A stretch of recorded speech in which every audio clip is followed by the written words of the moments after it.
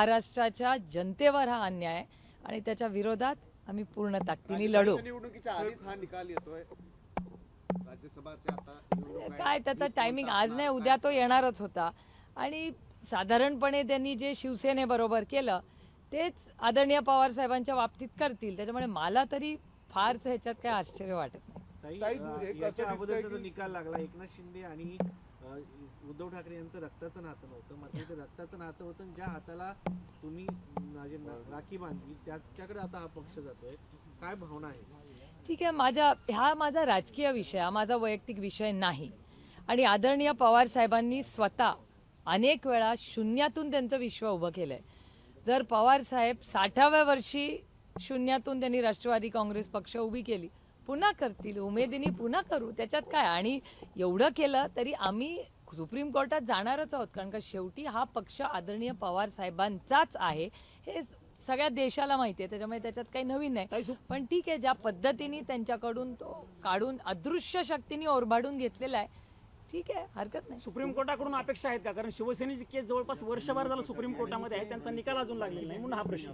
नाही, आमच्याकडून तर सुप्रीम कोर्टात आम्ही न्याय मागणारच.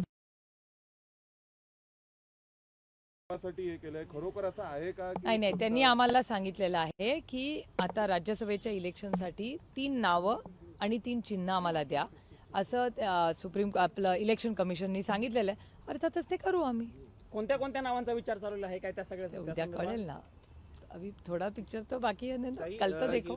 उद्या काय बातमी चालवणार, सगळंच आता सांगितल्यावर. आल्यानंतर पवार साहेबांशी तुमचं काही बोलणं झालं का? त्यांनी काही म्हटलंय का? आम्ही दिल्लीत एकाच घरात राहतो. साहेबांची काय प्रतिक्रिया होती निकालानंतर? खरं तर नाही, आमच्याकडे जे राज्यसभेचे हेच तर आमचं आयुष्य एवढं इंटरेस्टिंग आहे. मी पार्लमेंटमधून माझं भाषण करून आज 3-4 बिलं आम्ही पास केली, ती करून घरी आले.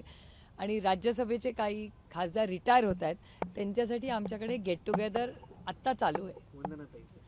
वंदनाताई आहेत, प्रकाश जावडेकरजी, त्यांचाही सेंड ऑफ आहे. अनेक खासदार आहेत महाराष्ट्रातले जे आज इथे उपस्थित आहेत. सगळ्यांशी बोलतायत, कारण आमच्याकडे पाहुणे आलेले आहेत. आता आमच्या घरामध्ये आज पाहुणे आलेले आहेत, त्याच्यामुळे पवार साहेब त्या सगळ्यांशी बोलतात. ताई, तुमची कायदेशीर बाजू भक्कम होती म्हणून वेळ लागला का एवढा निकाल द्यायला?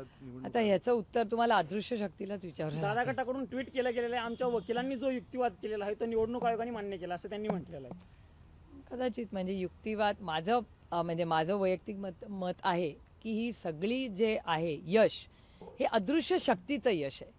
ताई, पण ही अदृश्य शक्ती नेमकी कोणाची? अजितदादांची आहे की मोदी शहांची?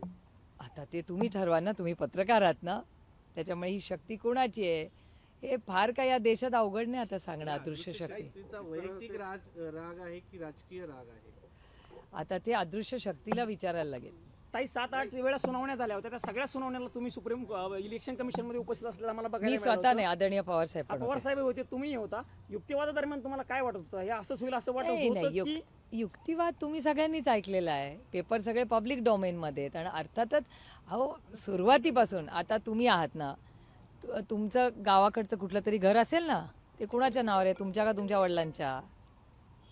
ते तुमच्या वडिलांचं घर आहे का तुमचं? तुमच्या वडिलांचं जे घर आहे ते तुमच्या वडिलांच्या नावावर आहे ना, त्याच्यातून तुम्ही वडिलांना काढून टाकणार का? ते तुम्ही पण विचार करायला पाहिजे ना या गोष्टीचा. ज्या माणसाने पक्ष स्थापन केला तर तो आदरणीय पवार साहेबांनी स्थापन केला.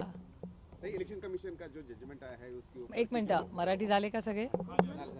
मराठी प्रश्न काय? पक्ष नावासाठी आणि याच्यासाठी काही फायनल निर्णय नाही झालेला ना अजूनपर्यंत? नाही, आता तर ऑर्डर 10 मिनिटापूर्वी आली आहे. आता 10 मिनिटापूर्वीच ऑर्डर आली आहे, चर्चा करू. पुढची सगळी लढाई लोकसभा आणि सर्व जे काही असेल त्या स्टेटस होईल. बघूया ना, इलेक्शन कमिशनचं 140 पानाची ऑर्डर आहे. ती सगळी आम्हालाही वाचायला लागेल, उद्या वाचायला लागेल. त्यातून बघूया ना काय काय होतं. ताई, फडणवीसांचं ट्विट आलेलं आहे, फडणवीसांनी अभिनंदन केलेलं आहे अजित पवारांचं. हा, अर्थातच दुसरं काय करणार. त्याच्याबरोबर त्यांना सांगा का इंटू ब्रॅकेट अदृश्य शक्तीला आपण कॉम्प्लिमेंट करा, एकटाच त्यांना कशाला.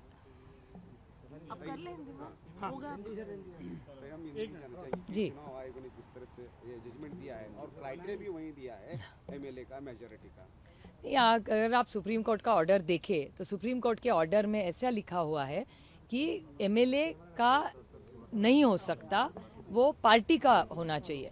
और मेरे ख्याल से जो शिवसेना के साथ किया वही हमारे साथ आज हो रहा है। तो कोई नया ऑर्डर नहीं, वही सिर्फ नाम बदला है, कंटेंट वही है। लेकिन नाम अगर बदला हो तो ये टाइमिंग जो है, अभी चुनाव आने वाले, वो राज्यसभा के अभी भी चुनाव है, विप का मुद्दा जो था वो इम्पोर्टेंट था। नहीं, ऐसा अभी कहाँ विप का सवाल आता है, उन्होंने नया नाम मांगा है, मतलब तो वही ना, तो सवाल ही नहीं पैदा होता उसका कोई विप का। इसमें ये भी कहा गया है कि राज्यसभा के लिए आप पक्ष चुने। अगर आप कहेंगे कि हम राज्यसभा का चुनाव कंटेस्ट नहीं कर रहे तो आपको कुछ समय एक्स्ट्रा मिल सकता है। नहीं, अभी तो ऑर्डर आया है, अभी देखेंगे ना, जल्दी का जल्दबाजी किस बात की। मैम, कारण क्या मानती हैं आप इस फैसले का? अदृश्य शक्ति। आपके पक्ष का नेता या फिर चुनाव आयोग, क्या लगता है ये फैसला किसकी वजह से आया है? अदृश्य शक्ति। लेकिन आपने मतलब डॉक्यूमेंट दिए थे, एफिडेविट दिए थे, हाँ, वो तो एफिडेविट दिए हाँ थे, बिल्कुल, एविडेंस दिए थे, वो उसका तो क्या हुआ फिर? अभी इसका सवाल आपको उनको पूछना पड़ेगा ना, मैं इसका जवाब कैसे दे सकती हूँ। आप देख रहे हैं हमारे डॉक्यूमेंट्स भी ठीक थे, और फाउंडर मेंबर, इस पार्टी का फाउंडर मेंबर और फाउंडर लीडर कौन रहा है, तो एक ही नाम है, उसका नाम है शरद पवार। बच्चा इस देश में कश्मीर टू कन्याकुमारी किसी से भी पूछो एनसीपी किसकी है, तो शरद पवार का ही नाम लेगा। लेकिन ठीक है, माहौल कुछ और है, अदृश्य शक्ति इस देश में है जो ये सब कर रही है। ठीक है, लड़ लेंगे यार, कौन सी बड़ी बात है, हम लोगों में जाएंगे। लेकिन आगे की क्या होगी रणनीति? सुप्रीम अरे कोर्ट अरे, जाओगे? हाँ बिल्कुल, कोर्ट, सुप्रीम कोर्ट तो जाएंगी। अगर हम पे अन्याय होगा तो कोर्ट तो जाना ही पड़ेगा ना। अच्छा, लेकिन सिंबल अभी जो चुनाव आयोग को जो ऑप्शन देने वाले तो हाँ, वो कल दे देंगे, कल तक उन्होंने टाइम दिया है, कल तक 3 नाम और 3 सिंबल उनको देने, तो अब कर देंगे कल। वो नाम के बारे में कुछ सोचा है मैम? अभी करेंगे, कल के लिए तो कुछ रखो, आज ये न्यूज़ करो, कल के लिए तो रखेंगे कुछ। अच्छा, शिवसेना के बाद हमने देखा कि अब ये एनसीपी के साथ हुआ, टूट हुई और मान्यता किसी और को। हमारे पार्टी में टूट नहीं हुई है। हाँ, तो इस ट्रेंड को आप कैसे देखते हैं? चुनाव भी आने वाले हैं लोकसभा के। नहीं, ये तोड़ मोड़ की जो राजनीति इस देश में चल रही है वो संविधान के बाहर की है। ये जो हो रहा है वो किसी की संविधान के लिए, कि लोकतंत्र के लिए अच्छा नहीं है। बदला,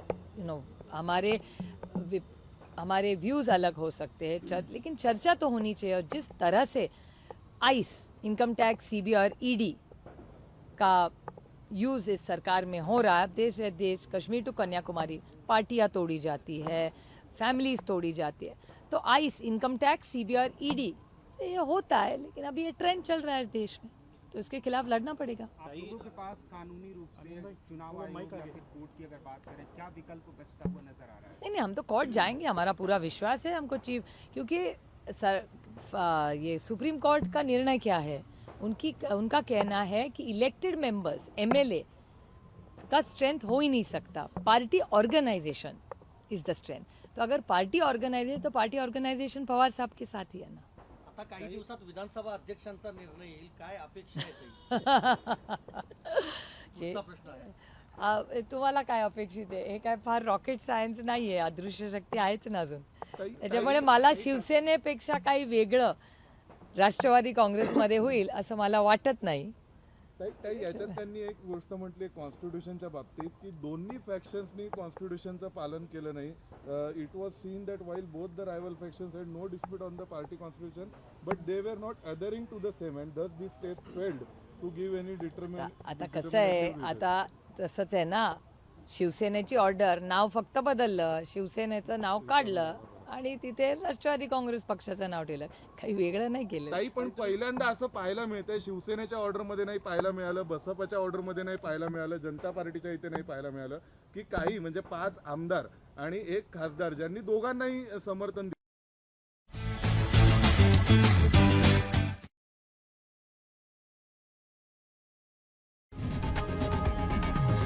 लोकशाही मराठी ऐका, पहा, जागरूक रहा।